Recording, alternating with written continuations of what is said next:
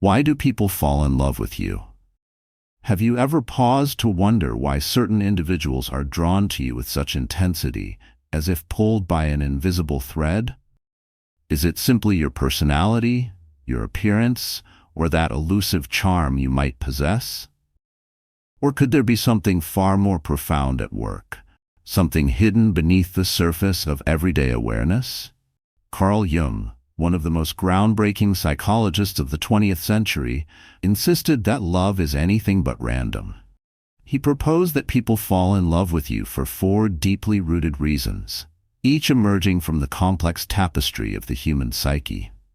In this journey, we'll explore Jung's revolutionary ideas: projection, the anima and animus, the shadow, and the collective unconscious, and uncover why people feel an almost magnetic attraction to you, not just for the person you appear to be, but for the unspoken role you play in their inner world. We'll dissect the unconscious currents that drive romantic connections and reveal the four fundamental reasons someone falls for you. Reasons that go beyond surface-level qualities and tap into the intricate architecture of the soul. Along the way, we'll also examine how these forces differ between men and women, enriching our understanding of love's psychological dance. Now, let's begin this deep dive into the mysteries of the heart and mind. We often romanticize love as a spontaneous miracle, a sudden flame that flares up without explanation. Yet for Carl Jung, even the most unexpected attractions follow a hidden order, a subtle logic crafted not by chance but by the unseen workings of the unconscious. What seems like an impulsive bond is rarely impulsive at all. It's the outward echo of inner forces, sculpted over years by personal experiences, buried emotions, and unfulfilled longings. Behind every fleeting glance or instant connection lies a framework, a quiet blueprint of the psyche that steers us toward specific individuals while bypassing others.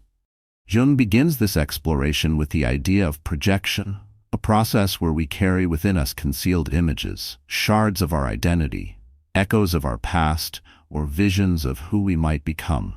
These fragments, often pushed aside, ignored, or tucked away in the shadows of our unconscious, don't simply fade. They endure, speaking to us through the people we encounter.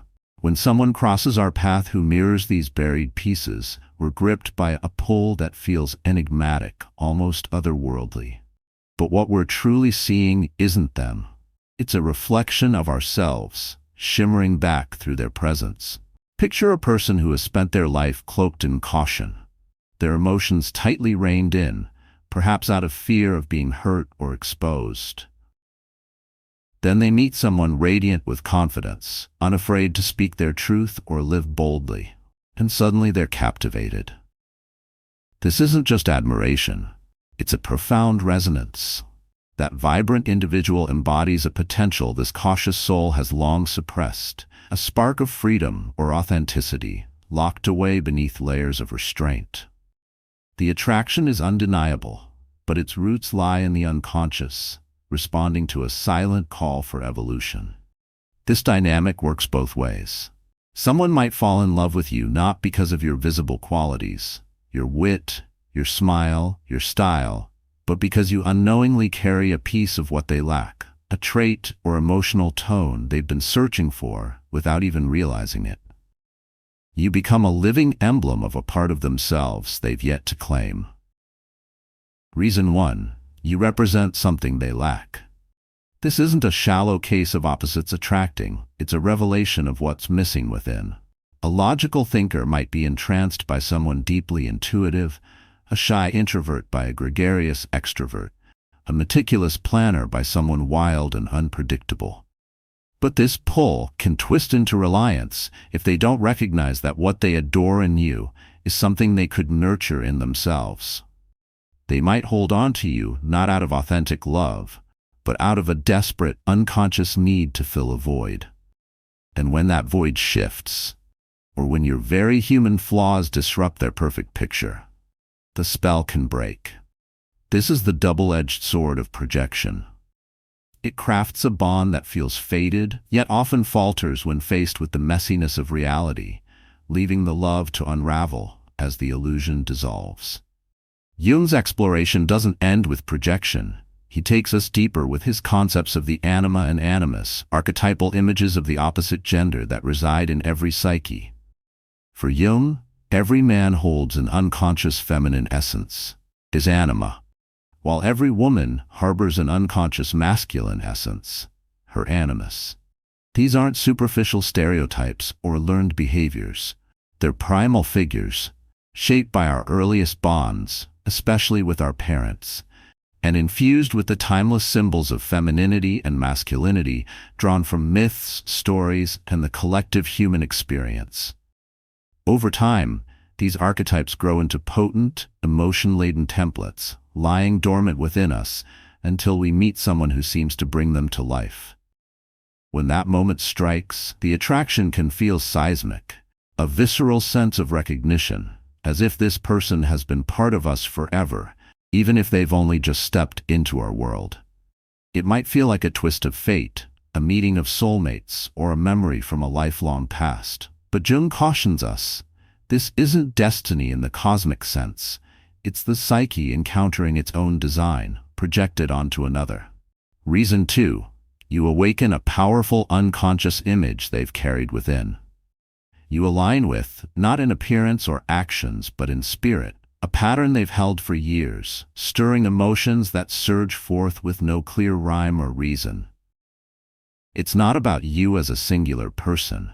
It's about the archetype you've come to represent in their inner landscape. The twist here is stark. When someone falls in love with this projected image, they're not fully seeing you.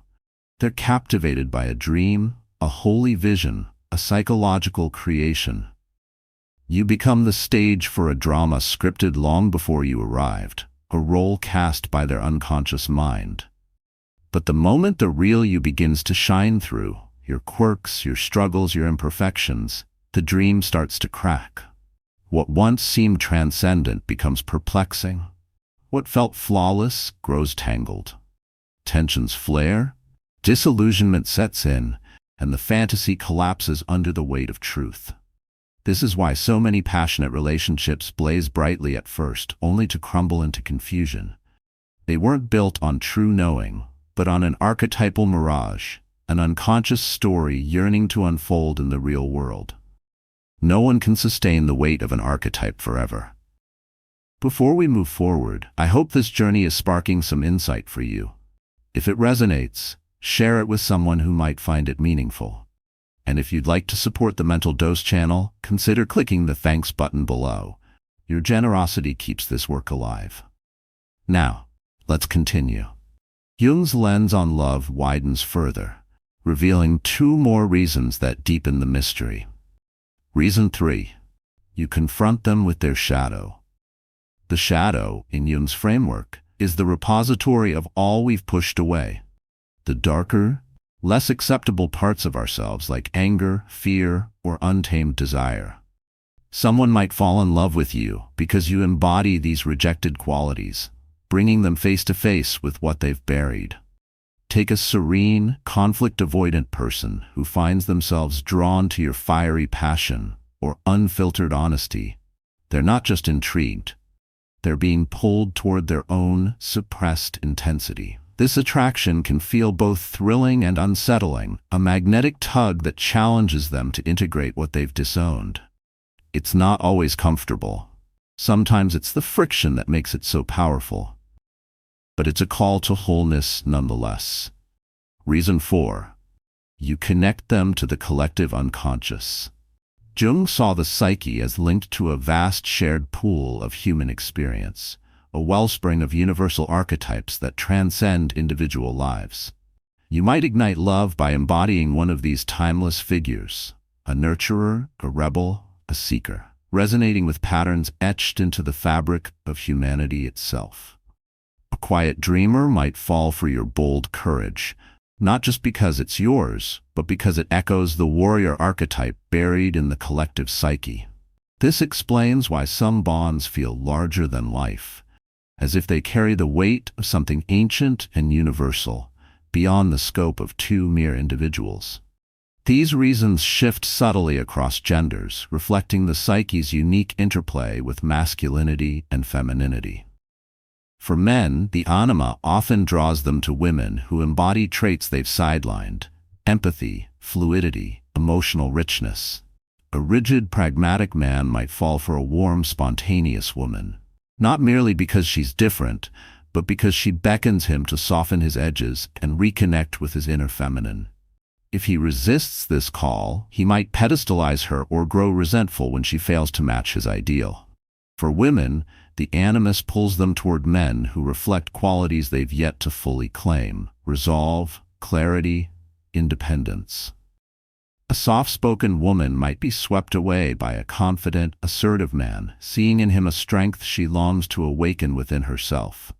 Yet, if she doesn't step into that power, she might lean too heavily on him, losing her own voice in the process. These gendered currents reveal love as a tailored mirror, urging each toward balance. Despite the chaos these dynamics can unleash, Jung didn't see them as failures. He viewed them as essential to growth. Love isn't just a feeling, it's a forge for transformation. Every person who captures our heart becomes a looking glass, showing us what we need to face. Some illuminate our untapped strengths, others our quiet terrors. Some ignite our imagination, others our doubts.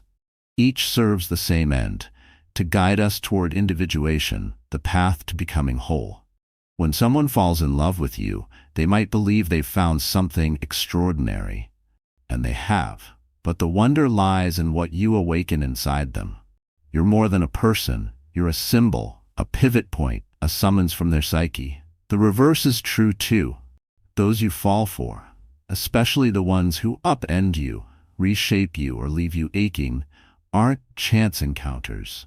They're messengers of meaning, catalysts for your own unfolding. Some rouse what's asleep within you, others force you to wrestle with what you've avoided, and some simply reflect your soul back to you, sharp or hazy, depending on how willing you are to look.